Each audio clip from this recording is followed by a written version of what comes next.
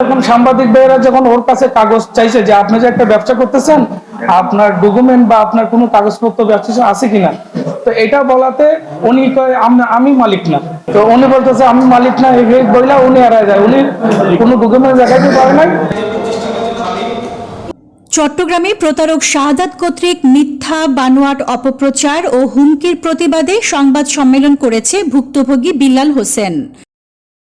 শাহাদাত সাহেব একটা সম্মেলন করছেন, উনি বাইজিদ থানায় একটা জিডি করছেন, ওনার কাছ থেকে নাকি সাংবাদিকটা 6 লক্ষ টাকা চাইছে, তার বিনিময়ে জিটির নিচে সে আমাকে উল্লেখ করছেন আমি নাকি ওর বিরুদ্ধে বিভিন্ন জায়গায় করতেছি, কিন্তু আমি আসলে মূলত ওর বিরুদ্ধে কোনো কিছু করি না। আমি ব্যবসা করতেছি, ও আমার ব্যবসা বন্ধ করার জন্য বিভিন্ন বাজে হয়রানিমূলক ও হুমকি ধুমকি দিচ্ছে, এবং আমাকে সে বলতেছে আমি যদি ব্যবসার থেকে সরে না যাই ও আমাকে চিটাং থেকে সরাই দিবে, আমার অনেক ক্ষয়ক্ষতি করবে। কিন্তু পূর্বে ও আমাকে অনেক রকমের পুলিশ প্রশাসন এমুক হেমুক দেখাইয়া ও আমাকে হুমকি দিছে। আমি তার বিরুদ্ধে আইন অনুযায়ী ব্যবস্থা সচিবালয়ে এবং পুলিশ কমিশনারে আমি আবেদন করি, আমার কাছে ওই ডকুমেন্টও আছে। এখানে ও যে একজন মিথ্যাবাদী, ও যে একজন ব্যবসায় যে করতেছে লাইসেন্স ছাড়া, ও কোনো কিছু ছাড়া, ও যে আমাদেরকে হয়রানি, যেটা আমার নামে জিডি করছে এবং সাংবাদিক দুইজন নাকি ওর থেকে চাঁদা চাইছে, ওর প্রচুর প্রমাণ নাই, আমি এটা বিচার চাই।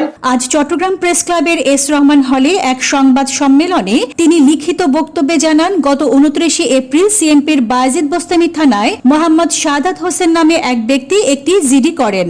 এতে আজকের খবর নামের একটি গণমাধ্যম এবং 2 সংবাদকর্মীর বিরুদ্ধে 6 লাখ টাকা চাঁদা দাবির অভিযোগ তোলা হয়।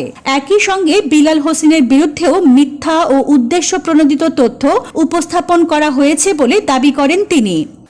শাহাদাত সাহেব বলছেন যে আমার এগুলো থাকা সত্ত্বেও আমার নাকি কিছু নাই, কিন্তু আমি আপনাদের মাধ্যমে সারা দেশবাসীকে জানাই দিতে চাই যে আমার সরকারিভাবে বৈধ যা কিছু আছে সব নিয়ে এসবি এন্টারপ্রাইজের লাইসেন্স সরকারি যা যা করণীয় তা নিয়েই আমি ব্যবসা শুরু করছি। তার অভিযোগ, তিনি একসময় প্রতারক শাহাদাতের সাথে যৌথভাবে ব্যবসা করতেন। পরবর্তীতে পৃথক হয়ে তিনি নতুন ব্যবসা শুরু করার পর থেকেই শাহাদাত হোসেন ও তার সহযোগীরা বিভিন্নভাবে তাকে হুমকি দিয়ে আসছেন। এমনকি প্রশাসনের লোক পরিচয়ে ভয়ভীতি প্রদর্শনের ঘটনাও ঘটেছে বলে তিনি দাবি করেন। এই বিষয়ে তিনি বিভিন্ন দপ্তরে লিখিত অভিযোগ দিয়েছেন বলেও উল্লেখ করেন। প্রমাণ না দিয়ে উল্টা উনি শাক দিয়ে মাছ দেখার একটা বিষয় নিয়ে এসে সংবাদ সম্মেলন করেন।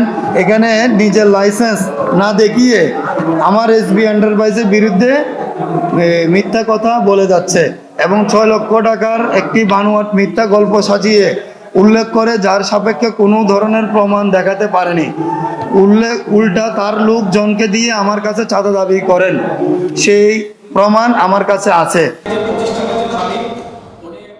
তিনি দাবি করেন, শাহাদাত হোসেন দীর্ঘদিন ধরে প্রয়োজনীয় অনুমোদন ছাড়া ব্যবসা পরিচালনা করছেন এবং সরকারি রাজস্ব ফাঁকি দিচ্ছেন। এসব বিষয় নিয়ে বিভিন্ন গণমাধ্যমে সংবাদ প্রকাশিত হলেও তার কোনো সদুত্তর দেননি বলে অভিযোগ করেন বেলাল। একই সঙ্গে নিজের বিরুদ্ধে আনা চাঁদাবাজির অভিযোগকে সম্পূর্ণ ভিত্তিহীন উল্লেখ করে বেলাল হোসেন বলেন, বরং তার কাছেই উল্টো চাঁদা দাবির প্রমাণ রয়েছে। আপনাদের কাছে, দেশবাসীর কাছে, আপনাদের মিডিয়ার মাধ্যমে সরকারের কাছে আমি বিচার চাই। ও যে আনলিগাল যে কথাগুলো বলছে ওগুলো বানোয়াট এবং মিথ্যা, আর ও যে ব্যবসাগুলো করতেছে ওই প্রতিষ্ঠানের কোনো লাইসেন্স এবং কোনো কিছু নাই, ওর কোনো ডকুমেন্ট নাই, ডকুমেন্ট ছাড়া সে ব্যবসা করতেছে। আমি সরকারের কাছে অনুরোধ করতেছি আপনাদের মাধ্যমে সরকার যেন এটা দেখে এবং ওর লাইসেন্স ছাড়া যে ব্যবসা করতেছে সরকারের বিন ট্যাক্স ফাঁকি দিয়ে, আমি আপনাদের মাধ্যমে এটা সরকারের কাছে আইনত ব্যবস্থা চাই। Desk report, news day 24।